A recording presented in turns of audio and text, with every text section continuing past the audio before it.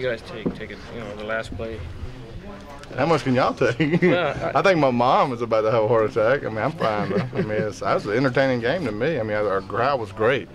I mean, it was electric out there. It's two good football teams, and we knew we had to play well to beat them, and we came up one play short. And so, I mean, I think our kids played extremely hard, and our attitude and demeanor on the sideline was great. And we give a lot of credit to those other guys too. I mean, they kept fighting too. They could have folded their tent just like we could have at times, and both teams just kept chugging.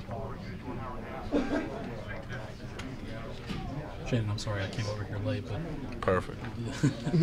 Did you see anything like this coming from Tavon? I mean, even though you're going to move him to the backfield like you did, I mean, this kind of production. We were hoping for it. I mean, I don't know. You never know exactly how things are going to work out, but I mean, part of the deal too was I think their game plan coming in was to see if we would stick with the run.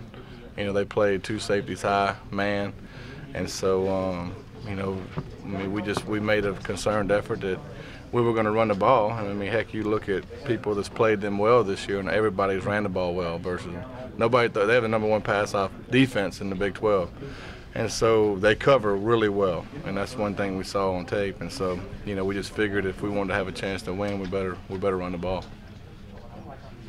Shannon, the yardage is one thing that might be pie in the sky stuff, but 21 carries, or is that something that kind of you found something at the beginning of the game itself that's expanded this a little bit? Yeah, I mean, you never know how many. I mean, I don't. To be honest with you, I mean, I didn't know until you just said that, and so.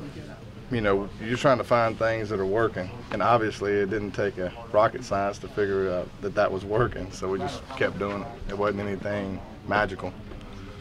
Not surprisingly, you passed the ball well today, too.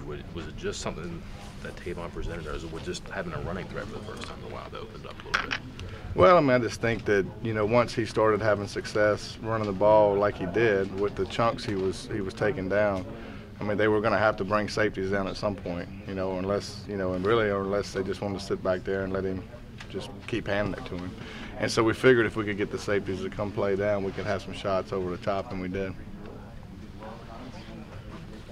Probably a dumb question, but you keep him in the Probably backfield so. next week? I would think probably so, but I mean, we'll game plan tomorrow, and I'm sure we're going to do the same thing. We're going to try to find ways to get him the ball. And if we didn't, then probably be pretty stupid. Any thought on giving Tavon the ball on the 2-point conversion tries, or was that you guys pretty much more comfortable with the pass? Well, we went for 2 twice, right? One of the 2-point conversions was a pivot route to Stead, which the leverage on the corner was good. And so we got a throw and catch. We didn't execute. We dropped the ball.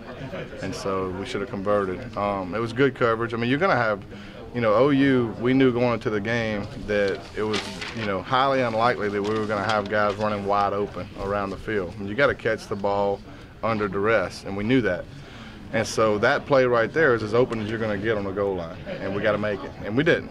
And so the next 2-point play was actually geared to go to Tavon.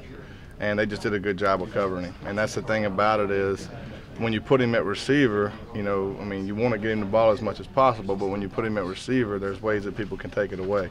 And that was one of our motives of putting him in the backfield was that, to take him away, you got to stand back in the backfield with him, and you can't do that by rules of the game.